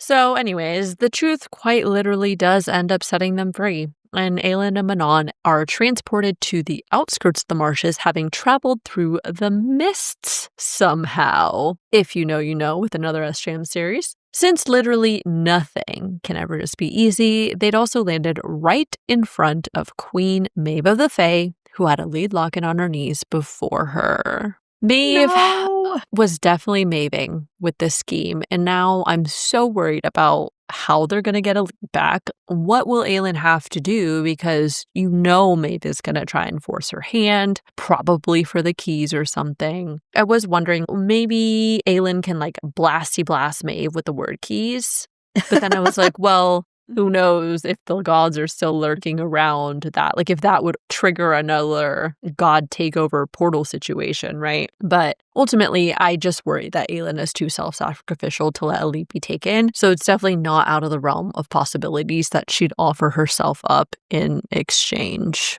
Lorcan is also on his way to the shore, so I also was wondering, what is he gonna do? Because ain't no way Lorcan would trade a lead for anything. So I really don't know how this is gonna play out, but I'm stressed. Same. I don't even know if there's anything else to add except, well, shit. Shit. You better believe as soon as we finish this recording, I'm gonna run to finish the book. Okay, I can't. Sprint. I'm gonna sprint. I'm not okay. All right, so that ends chapter 68. Moving on to chapter 69. We get right back into the thick of battle where they hadn't lost yet, but they were also nowhere near the clear. I got that little bit of stinging in my eyes all over again when before Gabriel and Fenris get summoned, Gabriel envelops Aedion in a shield of golden light that envelops him like a second layer. There hadn't been a lot of progress made between Aedion and Gabriel, but I think it's such a touching gesture that despite Aedion keeping him at a distance, Gabriel is still doing whatever he can to protect his son. Not to mention, I am sure Gabriel is especially on edge with Maeve nearby. I still wouldn't be surprised if Maeve figures out that Aedion is related to Gabriel. I thought that moment was really touching too. And honestly, it kind of seems like Maeve knows everything, so I'd be shocked if she didn't know, actually. I don't even think she needs to see Adian and Gavril together. Because, I mean, Adian's Right. been around. He's like 20-something. I mean, in 20 years, you don't Right. think Maeve's spies told her? They probably did. You can tell Adian is getting worried because he turns to Lysandra and asks her to run. He says, "You turn into a bird or a moth or a fish. I don't run and care. And you go. If we're about to fall, you run. That's an order." I love that Adian is looking out for Lysandra, but I equally love that Lysandra holds her ground and instead chooses to lean in to nuzzle him in her ghost leopard form. I also like when Adian responds, "The next time, do that in your human form." I can't wait for them to have their romance moment like everybody else. I did like how Lysandra gave him a look like, yeah, right, I'm not running. I ain't going nowhere. And also, you don't give me orders. And Aiden responded with, "I technically outrank you, so you'll run or I'll kick your ass in the afterworld." It was just funny and sweet. And because he really does care about her. But aside from that, I did also find it sweet that Lysandra had taken their conversation about fear to heart. I feel like she's signaling she's sticking with him no matter what, because I think they all know they'd rather die defending each other than fleeing to save themselves. I am hoping no major character dies in this battle, but it made me think of what Dorian told Rowan. It is not such a hard thing, is it, to die for your friends? Damn it, Lorraine. Did I not tell you I'm barely holding it together, okay? Don't do that to me. Rowan and Dorian continue putting in the work, blasting the enemy lines with wind and ice while Ansel holds the left flank. They all continue to hold the line despite being outnumbered. As space soldiers from Maeve's side start invading their ship, Adian slips into his killing calm to continue slaying his enemies. Also, how freaking sweet was it that Gabriel enveloped Lysandra in a shield of golden light as well? That's his unofficial daughter-in-law now, you know? God's above Adian's wife. But truly, I did think that was so sweet that Gabriel is protecting Lysandra as well. I think part of it is probably because he cares about her, but most likely it's because he knows how much Adian cares for her. And I'm just like, Adian, please forgive Gabriel. I know it's not that easy, but I'm like, just move on. He deserves it. He deserves forgiveness. We change to Dorian's perspective, who seems to be nearing burnout now because his magic is getting sluggish and he has a headache. But he pressed on anyway. I did find it interesting that as he attacked, it said his magic sang as it froze the life out of ships, out of soldiers, as it bathed in their death. This was a really interesting description because based on everything Dorian has experienced so far, he hasn't ever expressed great joy in killing with his magic, even if it's against enemies. But in this case, it seems to signify Dorian is starting to not enjoy necessarily, but almost surrender to its magic as he destroys enemies with it. His magic is definitely growing stronger, and it will definitely be important for Dorian to continue working on his control over it because given how powerful he seems to be, I'm sure he could easily face a burnout situation. In addition, we've begun to see this sort of darker shift in Dorian through his conversations with Manon, and I feel like this line connects to this idea that Dorian is beginning to embrace the part of him that maybe does want retribution for everything that's happened to him and his friends and the whole situation in the continent right now. I noted that too. To me, it almost made his magic seem like it was gifted from Hellas, the god of death, since his magic seems to quote-unquote enjoy the killing. Of course, we know where his magic comes from, but I thought that description was interesting as well because it's almost a little bit like how Lorcan's power is described. Dorian hears a bark of pain from Adian and then some unfamiliar roars. And through the clouds, the mighty shape of a wyvern with shimmering wings shoots toward them, and behind it, 12 more wyvern. Oh my god. The utter shock of relief and joy I felt to see Abraxos and the 13 return. This was the heaviest cry I had in the set of chapters because I just knew the little wyvern who would pull through. I love Abraxos. Bless him. I do love Abraxos, but honestly, I was so happy. I literally could not contain my joy to know that the 13 were okay. I knew they were okay. I knew that little strap that the Bloodhound threw out that was fake as fuck. I knew Aster was okay. And so now I'm just really interested to see what happened after they escaped from Morath and to learn what they've been up to and what went on from their perspective. Yes. Yeah, that's one of my questions that I had later too. So that ends chapter 69, very short. Moving on to chapter 70, our final one. Obviously, tears were flowing. I could honestly start my own stream with the water that flowed out of my eyeballs. Rowan yells at the archers who had trained their few remaining arrows on the golden-haired witch closest to Abraxos, her pale blue wyvern, shrieking a war cry. And I was like, gods above, Astrid lives! I am so relieved again to see our favorite golden-haired second. Now that the 13 is back in the picture, I just know that they will finally bring their people home one day, hopefully by the end of the book. I also love to see that the 13 rain absolute hell on Maeve's fleet. And I was like, chef's kiss, no notes. I literally got a shiver down my spine when it said, Astrid and Blackbeak at your service. I cannot express to you guys enough what an emotional roller coaster this whole set of chapters is when you listen to the audiobooks. For me, it really enhanced the emotional impact of these moments, and I loved it. It hurt so good. It really did. I know. And so, chef's kiss. I kind of want to go back and listen from Alid and Aylin's reunion, probably to the end of the book, because it just, the emotional impact of that whole sequence is just, it's so good. I know. Astrid lands and introduces herself, and she then, of course, asks for Manon. I like that Aedion asks them to save their asses, and then he'd tell them whatever, and Astrid just responds, then we shall clear the field for you. The 13 launch into formation, and I got chills when I read a hammer about to strike. The 13 laughed at their enemy as they slammed into its southern flank.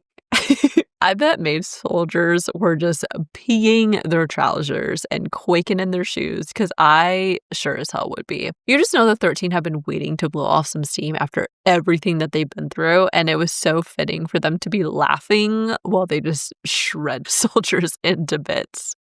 In addition, I cannot wait to hear what happened to them after Manon's confrontation with Granny B back in chapter 18, because it's been a long time, since that happened. The absolute glee I felt when reading how Maeve's forces started to panic, I was like, that's what you get, baby. These colors don't run. Yes.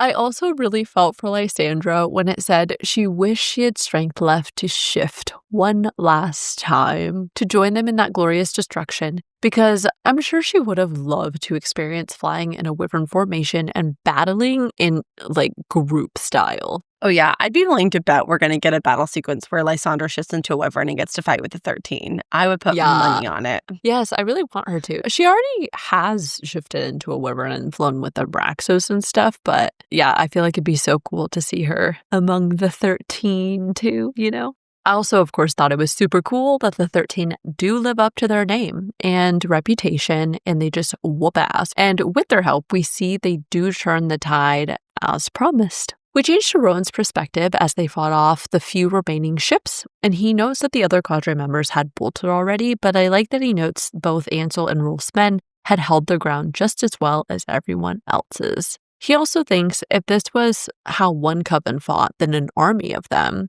I would imagine they are going to do whatever they can to get Manon to find the Krakens, or maybe even convince the other Iron Teeth to switch sides. Aylin's already posed that idea, but I'm sure now that they've seen how impactful one group of witches is, they're going to want more of them. To be fair, the 13 are special and far more lethal than the average coven, but yes, it's definitely still a cause for concern considering how many witches are fighting for Erewhon. So there's that to think about as well. Yeah. You're like, fuck. With the battle under control, Rowan shifts and takes to the skies to survey from above. And of course, this is when he realizes that Maeve's personal battleship, the Nightingale, was not out on the water. Rowan flies back to check in with Aedion, who's taken a nasty gash to the leg, and relays that he didn't know if Aylin was back. But at this point, Dorian appears and informs them he could feel Aylin, Alid, Lorcan, Maeve, and others out on the coast because his magic could feel them. Specifically, he says flame and shadow and death, like Lorcan and Aylin and someone else. Someone ancient, powerful. Obviously, the flame and shadow part is evocative of another SJM series, but I found it notable that Aylin corresponds to flame, Lorcan with shadow, and Maeve with death. This, again, furthers our suspicion that Maeve is Valg. I also feel like Dorian's ability to make these distinctions continues to signal his growing power and control over his magic. Retweet, both of these are excellent points. I have no notes. Rowan immediately pieces together that this entire battle had been a distraction from Maeve so she could get the real prize, but the problem was getting to the coast fast enough given his depleted state. The chapter ends with Rowan utilizing his resources and calling over a wyvern, and all I can say is Godspeed, Rowan. I am very anxious about the rest of these chapters. Are they going to get there in time? Will Maeve get the keys? Will Maeve get Aelin? What will happen to Alita and Lorcan? There's just so many outstanding questions and concerns. Not to mention, even if they get there, they're all completely exhausted and drained. So will it even matter? Will it make a difference? Right. Ultimately, I'm mostly just concerned as fuck for Aelin. I don't trust Maeve at all, and I have a bad feeling that she's going to trap Aelin somehow or get Aelin to submit to her in order to save a lead or something like that. That's exactly what I think. I think she's going to get Aelin to cave to whatever she wants by threatening Elite's life or Manon's or Rowan's or really anyone that she loves and cares about. I mean, pick one. Literally everyone she cares about is right there in the vicinity. And so that is my biggest fear. And I ain't feeling good. Oh, all right. Well, on that note, that officially concludes the analysis portion of our episode. Hopefully, our favorite moments will end us on a little bit of a lighter note. So here we go. My first favorite moment is when Nehemia tells Elena that I shall help in whatever way I can for Aurelia and my people. My first favorite one was from Lysandra, and it's when it said she made a promise to that court, that future, to Aedion and to her queen, she would not fail her. So I similarly like the same quote, but I added the first part because I like it all together, so I'm just going to read it. The court that could change the world, she told herself over and over as exhaustion weighed her down. She had made a promise to that court, that future, to Aedion and to her queen, and she would not fail her. And it's so good. That's why we had to say it twice. Okay, you're welcome. My next favorite one was the moment the tides turn and the Whitethorns come through. The quote was, "Now the Dark Queen's flag vanished entirely as spaceships bearing the silver banner of the House of Whitethorn opened fire upon their own armada." Oh, that's such a good one. My next one is when Rowan is thinking about something he sold to Enda, and it said, to not squander this one chance at peace, at halting the darkness before it consumed them all, both for Morath and Maeve, to fight not for the queen who had enslaved him, but the one who had saved him. Oh, I know. Rowan! My next favorite moment was also from Rowan, and it's when it said Rowan had not possessed an army of his own to give to Aelin, to give to Terrafsin, so he had won an army for her. Through the only things Aelin had claimed were all she wanted from him. His heart, his loyalty, his friendship. Okay, go ahead and copy and paste that one on my side because it's so good.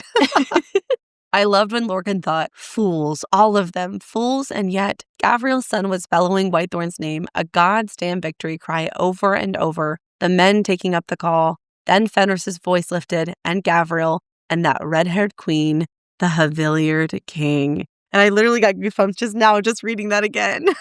Oh. My next favorite one was when Elena said, "You clung to that log with all your strength. Everything had been taken from you, everything, and yet you still fought. You did not yield." I know my next one seems a little odd, but it's specifically the context of after Elena reveals to Aelin the price that she has paid for saving Aelin. And Aelin takes Elena's face in her hands and she says, "Nameless is my prize." And now really understanding, like hearing Nameless is my prize, I'm just like, I know. Nameless is my prize.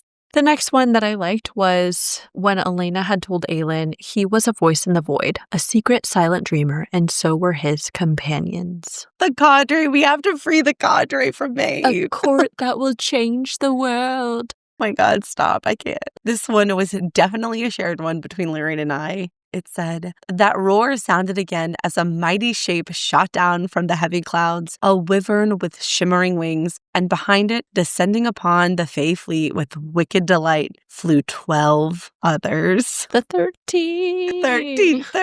Whitethorn. My next favorite one was from Aelin, and it's when she thought it was the only thing she could give them, her last gift to Terracin, to those she loved with her heart of wildfire. Damn, all these are so good. Damn it. My next favorite one is a little more lighthearted. It's when Astrid said, "Astrid Blackbeak, at your service." And I was just so happy to see her back and alive and well. My last favorite moment was also related to Astrid, and it's when it said, "A wicked grin and an incline of her head, then we shall clear the field for you." Oh, well, to continue in this trend, my very last one is when Aiden looks at Lysandra and he says, "We don't want the witches to make us look bad, do we?" Can't have that. That's right. All right, so that officially concludes our episode today. Thank you all for joining us for another episode of the Booked on Fantasy podcast. As always, we are so glad you found us, so please leave us a review and follow us on Instagram, TikTok, or YouTube to keep up with us on a daily basis. That's all we've got for you guys today. So live a little. And we'll catch you all next week. Bye! Bye! And stay tuned for some bloopers. Aelin and Manon stood in silence. Oh, wow, I really stood in slice is what I wrote. Similar, Lola. Okay. Is everybody okay? Yeah, I don't know. I heard a sad. Woo. Oh, no, I think that was Zach going woo, but I don't know why. Oh. I thought it was one of the doggies like, ooh, like. Oh, no. They're not in here. No dreams today. Nameless is my prize. Nameless I'm is never my gonna quit saying that. prize. I'm never gonna quit saying Nameless is my prize. I'm a I'm a mommy. Mamacita. Mommy? Like, I have a daughter. Mom? have a Mommy, what? daughter. I have one daughter. I understand that is she by the same father. I also really felt for Lysandra when it said she wished she had strength left to. Oh, wait. Oh my God. I wrote, wish she had strength left to shit one last time. I think you ruined such a beautiful moment. Hold on, guys. I gotta take a poop. One last time. That's your dying wish. That is criminal, Lorraine. Oops. Okay. Let me try again.